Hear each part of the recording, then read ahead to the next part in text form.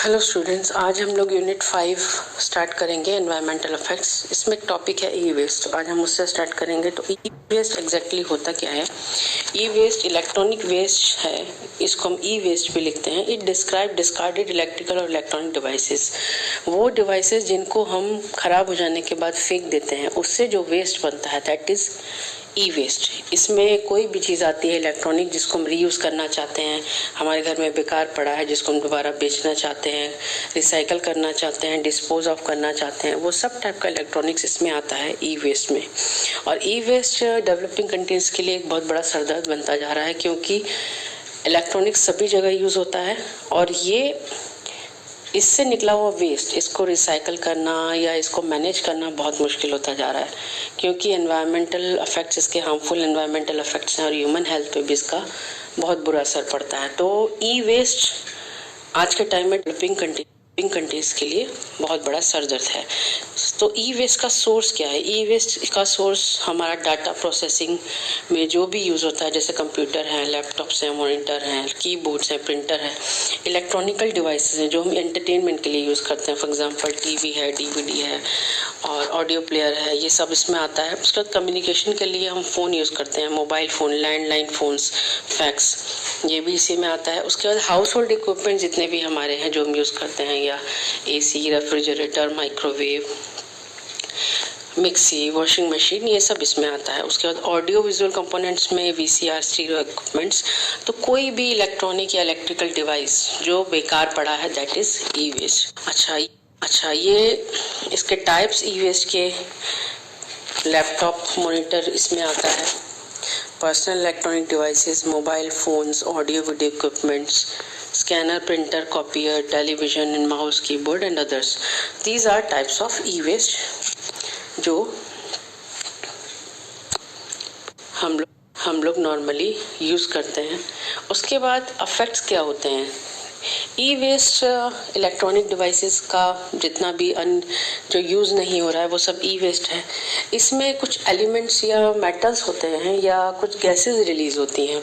जब वेस्ट कहीं एक जगह पे इकट्ठा कर दिया जाता है तो वहाँ से गैसेस रिलीज होती हैं एयर में, विच कॉजेज एयर पोल्यूशन। उसके बाद कुछ एलिमेंट्स हैं जैसे कि लेड है, कैडमियम है, मर्करी है, ये सब सॉइल में मिल जाते हैं। सॉइल में मिलने के बाद ये सॉइल पॉल्यूशन कॉज करते हैं। सॉइल में मिलने के बाद ये हमारे फूड चेन में एंटर कर सकते हैं, क्योंकि जहाँ भी खेती हो रही है, कुछ भी हो रहा है, अगर वहाँ पे सॉइल में इसकी कैडमियम, मर्करी इसकी मात्रा ज़्यादा है तो जाहिर सी बात है वो हमारे फूड चेन में एंटर कर जाता है। उसके बाद सॉइल से वाटर पॉल्यूशन कॉज होता है। अगर सॉइल में बारिश हुआ तो ये सब एलिमेंट सॉइल से पानी के थ्रू वाटर बॉडीज में जा सकते हैं। तो they cause air pollution, soil pollution and water pollution and they are non biodegradable, मतलब नेचर उनको डाइजेस्ट नहीं कर पाती है, तो वो कभी ख़त्म ही नहीं होते हैं, तो वो बहुत सीवियर सॉइल पोल्यूशन कॉज करते हैं। तो ई वेस्ट का अफेक्ट एनवायरनमेंट पे बहुत ज़्यादा है। अब उसके बाद ह्यूमन बॉडीज पे इसका अफेक्ट क्या होता है? तो यहाँ पे जो एलिमेंट्स मैंने भी बताया, lead, chromium, cadmium, mercury, plastic, ये सब कुछ एलिमेंट्स हैं जो मेनली पॉल्यूशन कॉज करते हैं। जैसे लेड है, ह्यूमन बॉडी पे इसका क्या अफेक्ट है? It damages CNS and PNS, central and peripheral nervous system, blood system को डैमेज करता है, किडनी को, और बच्चे के ब्रेन डेवलपमेंट को रोकता है। क्रोमियम जो है it causes asthma and DNA damage. Cadmium तो इतना हानिकारक है कि it causes toxic irreversible effects on human health. मतलब आप अगर कैडमियम का अफेक्ट हो गया किसी ह्यूमन बॉडी पे तो आप उसको दोबारा ठीक नहीं कर सकते, रिकवर नहीं कर सकते।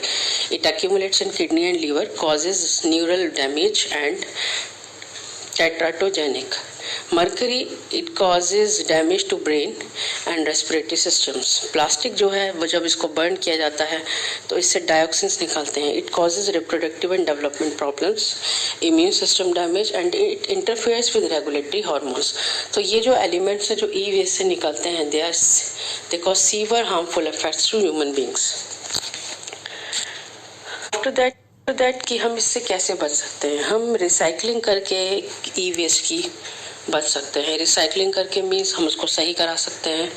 हम ऐसे किसी इंसान को दे के इलेक्ट्रॉनिक डिवाइस अपना सही करा सकते हैं कि हम उसे रीयूज कर सकें, या उसको दे दें और वो सही करके उसे आगे कहीं सेल कर दें।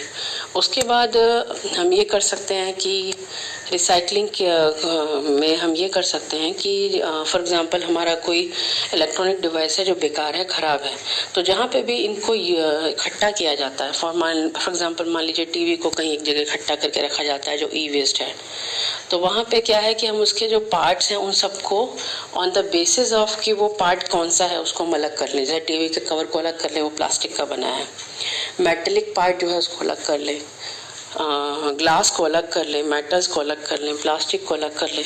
तो इससे क्या होगा, इसे हम डिसमेंटलिंग भी कहते हैं कि हर पार्ट हिस्से को तोड़ तोड़ के अलग अलग कर देना, छोटा छोटा हिस्सा कर देना।